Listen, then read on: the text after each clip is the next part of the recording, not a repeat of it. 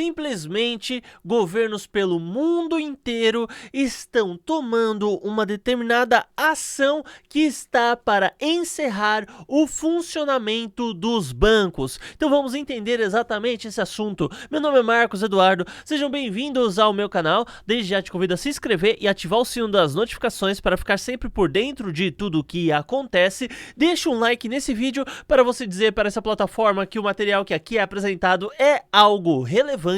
E o primeiro link que estará na descrição é o da Binance, essa que é a maior corretora de criptomoedas do mundo, e ao utilizar meu link para cadastrar-se, você terá um total de 15% de desconto em todas as taxas de trade.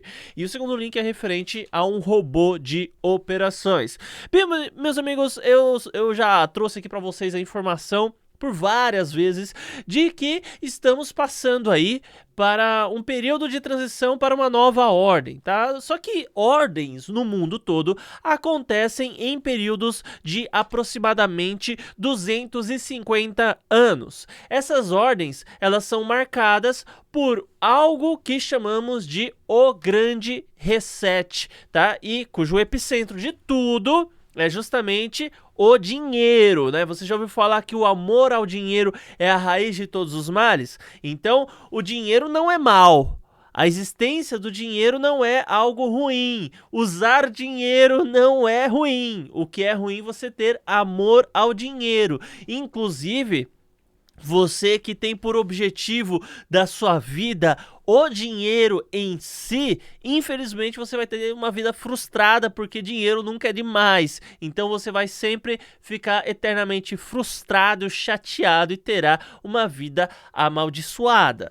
Agora, algo que você tem que entender é que o dinheiro ele tem que ser uma ferramenta que lhe proporcionará o alcance à sua determinada meta, seja a liberdade financeira, seja não pensar em dinheiro e ficar com a sua família, seja viajar pelo mundo, seja deixar uma herança para os seus filhos, um conforto para a família, enfim, o dinheiro aqui propicia tudo isso, mas ele é uma ferramenta para tudo isso e não o fim. Essa é a ideia, essa é a mensagem que eu gostaria de deixar para você. Mas vamos lá, então. Nós sabemos que periodicamente acontece toda essa modificação, o epicentro de tudo é o dinheiro. E o que sabemos é que esse último reset, né, esse reset na verdade que estamos passando agora, é algo que teve uma aceleração a partir de 1970, que foi quando o presidente Nixon findou o lastro do dólar. Então até aquele momento nós seguimos a linha histórica em que inicialmente as pessoas trocavam mercadorias, depois foi metal precioso por mercadoria como padrão de orientação. Depois tivemos as casas que armazenavam os metais, que se subdividiram, né, se bifurcaram, tiveram um hard fork aí. Em uma direção surgiu o Estado, em outra direção surgiram os bancos. E depois disso a gente tinha um papel que representava, que era uma espécie de certificação que você tinha um valor em ouro que estava guardado no cofre do governo. E o banco tinha sua conexão, enfim, e 1970 chegou Nixon lá, ó, acabou, gente, não tem mais isso, não há necessidade. E a insanidade das pessoas naquela época foi algo tão grotesca que chegamos a ver a horroridade daqueles afirmando categoricamente que o dólar passaria a valorizar e o ouro desvalorizar, só pra gente ver o quanto a gente pode confiar numa pessoa só porque ela fez faculdade, né? Olha só que maravilha. Faculdade não quer dizer nada, né, gente? Tem muita gente formada aí, tem muita gente que tem pós-doutorado e não consegue entender questões básicas a respeito da vida, que muitas vezes uma criança já bem instruída já conseguiu entender. Então, diante disso, né, a gente viu aí uma aceleração, a evolução do dinheiro. A gente viu, até então era só a cédula, passou a ser dinheiro guardado em banco, cartão de débito, cartão de crédito, TED, DOC, Pix, né, aqui no caso do Brasil, Pix, e no fim das contas estamos em criptomoedas, stablecoins e CBDCs, tá? Então o que acontece é que essa bifurcação que aconteceu entre Estado e banco, nessa nova era que está por vir, tende a empobrecer, enfraquecer o poder bancário. Tanto é que até o próprio economista de renome, né, o Richard Werner, que há 30 anos atrás fez inclusive uma publicação falando da flexibilização quantitativa, tá? Não que eu seja um especialista ou que eu entenda de maneira plena a tese dele, mas eu sei que isso daí ficou muito famoso pelo mundo todo, e ele mesmo falou que a CBDC é uma declaração de guerra contra o sistema bancário. Mas Marcos, por que cargas d'água a CBDC vai derrubar ou no mínimo enfraquecer consideravelmente o sistema bancário? Simples, meu amigo. Porque nesse novo padrão, nessa nova ordem que está por vir, nessa ordem que emergirá do caos, teremos uma forma de trabalho, uma forma de agir em que as pessoas serão totalmente dependentes do Estado. Porque até então, hoje, só para você ter uma ideia, os bancos, eles têm uma determinada quantidade de dinheiro guardado, né? Então, se ele tem 10 clientes que colocaram 100 reais lá dentro, ele tem 1.000 reais lá dentro, certo? 10 clientes a 100 reais, ele tem 1.000 reais lá dentro, certo? Errado! Se você pensa assim, você está muito errado. Os bancos têm apenas 17% de todo o capital que realmente deveriam ter guardado. Isso porque eles estão extremamente alavancados através de empréstimo, gerando juros em cima de um dinheiro que era para ficar parado. Por isso que é dito, e agora você passa a entender, caso não soubesse, que se todo mundo for ao banco sacar o dinheiro ao mesmo tempo, o banco quebra. O banco não quebra porque não vai mais ter cliente, ele quebra porque ele não vai conseguir resgatar todo esse valor de dinheiro que ele emprestou pelo mundo todo para dar o dinheiro para as pessoas. Então, quando você vê lá na Venezuela, o banco tal fechou. Quando a gente viu na Argentina, o banco limitou os pagamentos, ou na crise do Egito que teve alguns anos atrás, que eu inclusive acompanhei até certo ponto, né? A pessoa não consegue sacar o valor que em reais na época era equivalente a 3.500. Eu não sei nem qual é o nome da moeda do Egito. Mas então, por quê? Porque não é para proteger o Estado, não é para proteger a população, não é por questão ideológica, é porque eles não conseguem pagar todo mundo. Ah, por que na Ucrânia, quando teve conflito lá, os bancos fecharam, né? Opa, vamos fechar aí, vamos limitar esse negócio de pagamento, é para as pessoas não saírem na rua e não sacar o dinheiro, correrem risco? Não, é porque haveria uma corrida aos bancos e os bancos não teriam como pagar todo mundo. O banco é uma das maiores ilusões que existem no mundo. O dinheiro já é uma ilusão. E você trabalhar em cima do dinheiro como o banco trabalha é você gerar uma ilusão da ilusão. Basicamente isso. Porque a partir do momento que o dinheiro não é mais uma certificação de uma determinada quantidade de ouro, que validade teria então tal artefato? É claro que nenhuma. Mas a sociedade nos leva a essa questão, né? O Estado imprime quanto dinheiro ele quer, enfim.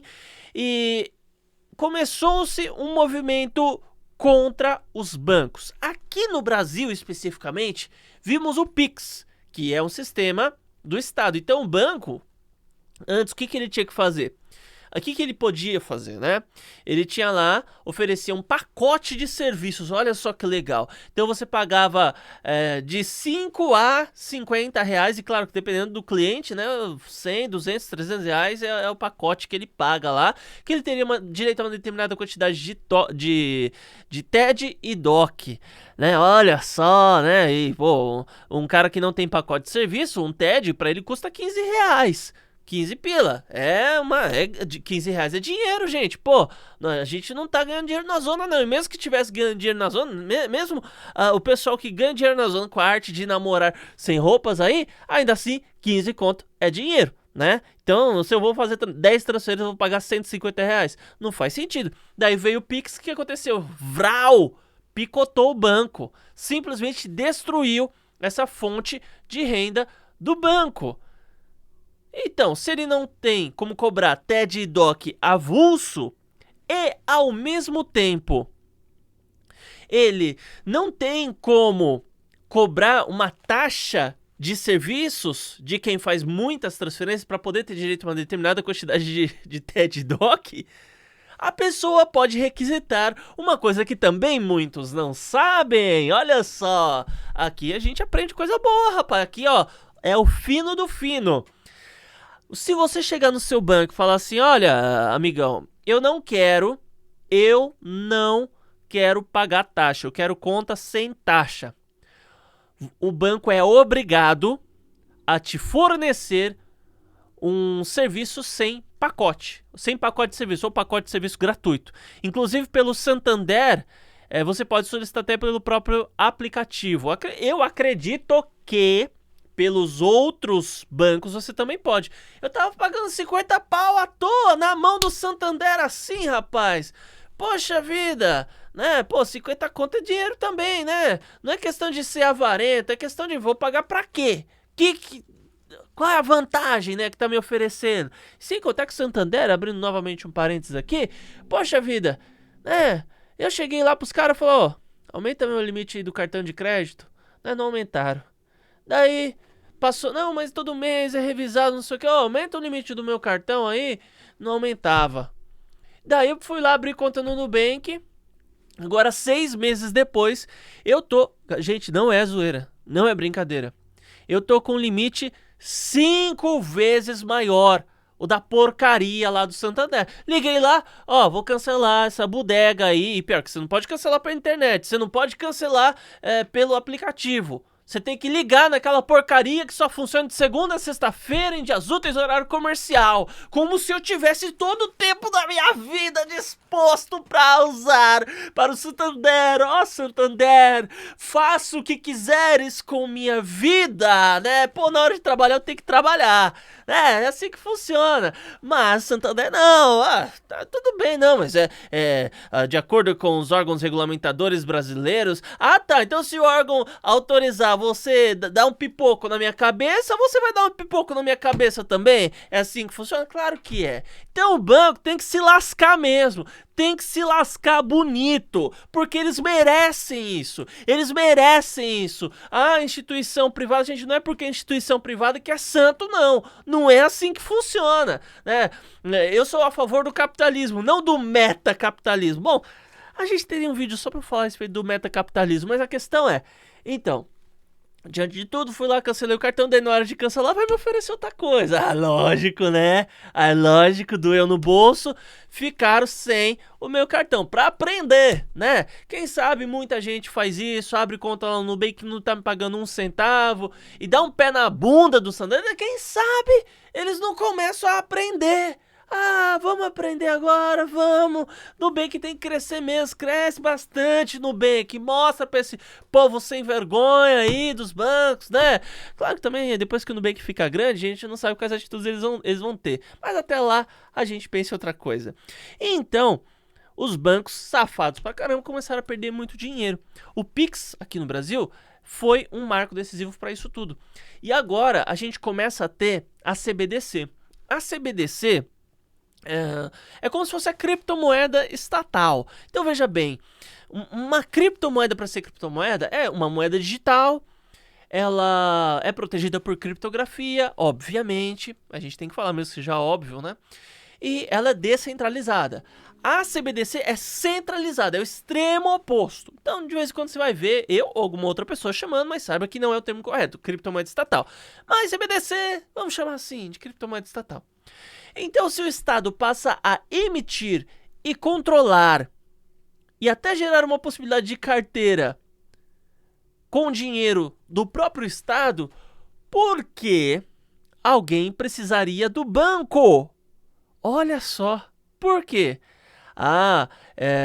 O banco, ele, veja bem, não, o banco, pra nada. Ah, mas espera aí, calma, o banco ele oferece empréstimo. Ué, mas tem empresas que não são bancos e que oferecem empréstimo.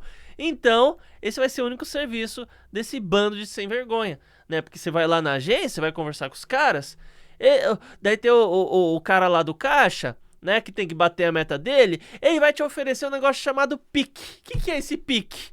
Ah, é um negócio que tem rendimento, né? Para o seu dinheiro ficar rendendo e você vai ter direito ao sorteio. Olha só que maravilha, cara.